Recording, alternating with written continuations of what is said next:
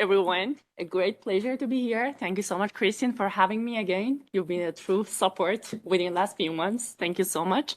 Before I start, I have limited time, of course, but we would like to show a video, which would be a real capture of what's happening in Iran in terms of achieving and fighting for women's rights, please.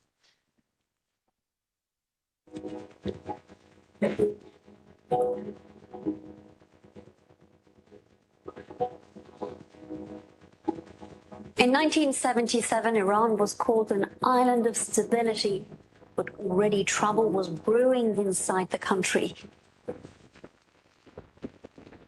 The change was needed, but this wasn't that change. Arrests started, schools were closed, we became refugees in the sense that we had nothing.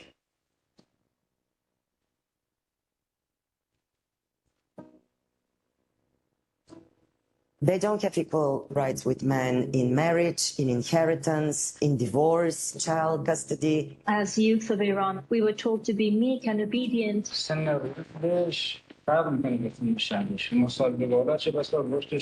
You're always bored. Like they want to ride a bicycle, they can't do it. Women have been banned from attending men's sporting matches. Women dress up as men to sneak into soccer stadiums. Women have been banned from singing. Compulsory veiling laws remain of concern in Iran, where appearing in public without a hijab is punishable by imprisonment.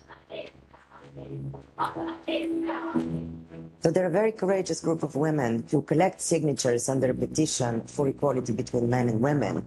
Women have been facing oppression in Iran for 43 years.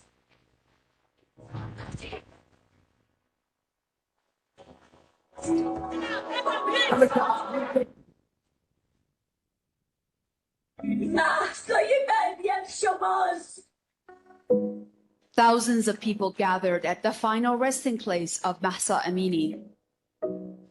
The 22-year-old died in custody last week. She'd allegedly violated the country's policy on headscarves. برای توی کوچه رقصیدن برای ترسیدن به وقت بوسیدن برای خواهرم خواهرت خواهرامون. Women are seen leading the protests in Iran, taking off their headscarves, chanting slogans and calling for an end to compulsory hijab. زندگی معمولی برای کودک سوالگرد آرزوهاش. There was a freedom of choice, and that's what we're fighting for. دستوری برای So what we're seeing is actually women rising up and burning symbols of the state.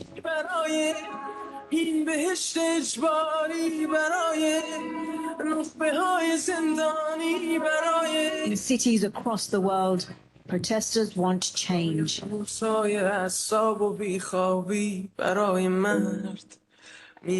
the women of Iran are free, we are going to stand with you.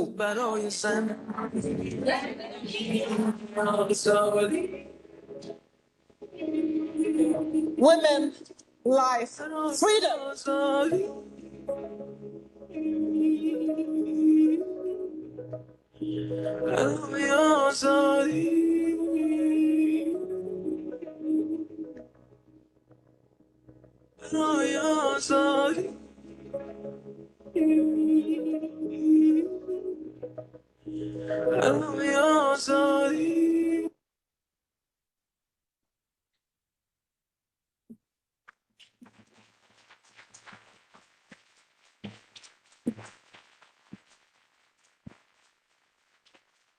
So now, before I start, I would like you, in honoring of women of Iran, yeah, my voice is shaking.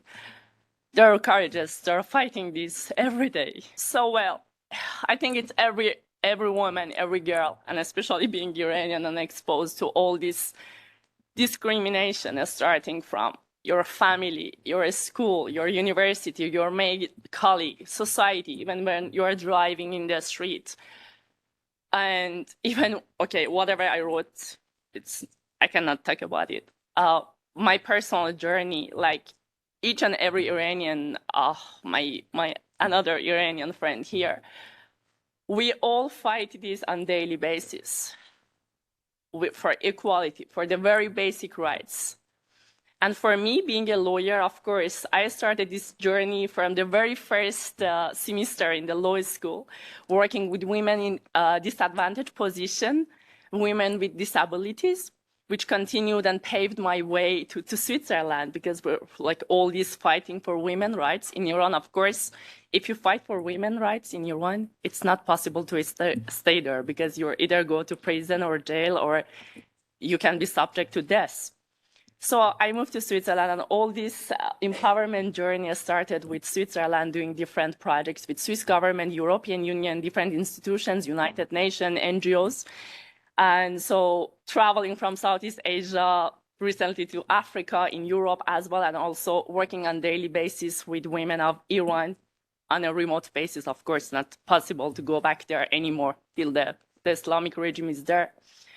So I've been working in Southeast Asia with the women who were subject to violence, to prostitution. They were forced by their families to go to the sex sector to bring money to the family. And so this again triggered some other projects. So it continued as a chain, you know, from this country, from Cambodia to Laos, from Laos to Bangladesh. I did a lot of projects for women. I mean, in sex sector, indigenous communities, indigenous women, women entrepreneurs, women producers, always in the very distant rural areas, in very least developed regions. And then I started to, during the pandemic, of course, I have my coach Julia there. We started to do a lot of panel discussion and awareness raising on women in different regions in order to be able to help women to have a better voice. And unfortunately, since last September, the video that we showed was like a few weeks after the protests started in Iran. But since last September, our role got even more intensified, and we really had to do a lot of work in order to make awareness about the issues and the challenges that Iranian women are facing on a daily basis. And many people, many women and children, they lost their lives, of course. And unfortunately, Iran international community is not, as Anthony mentioned this morning, we are extremely excluded, and international community is not that much involved or making awareness about the situation of women of Iran. No one talked about Iran this morning or this afternoon.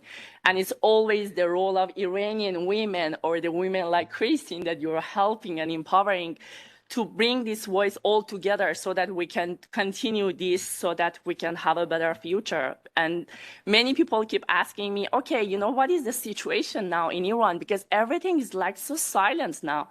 It seems that nothing is happening there anymore, but it is not silent. People and women, I mean, men and also women, they're, you know, fighting hand in hand in order to achieve equality. But of course, due to the violence and brutality, it's not possible to do this change so fast. So anyways, I'm always trying to use the platforms that I have to raise this awareness raising. And of course, we continue this. And as a mentor, we see that, you know, in Iran, we say that the sneeze is a sign of blessing. So we will hope that we will be hoping that through this awareness raising and also the mentorship program for the women of Iran, I've been mentoring more than 90 women and girls since January 2022. So we are hoping that with this awareness raising training and mentorship remotely, we can have a role in having a voice of change. So thank you so much for listening to me. Thank you so much, Christine.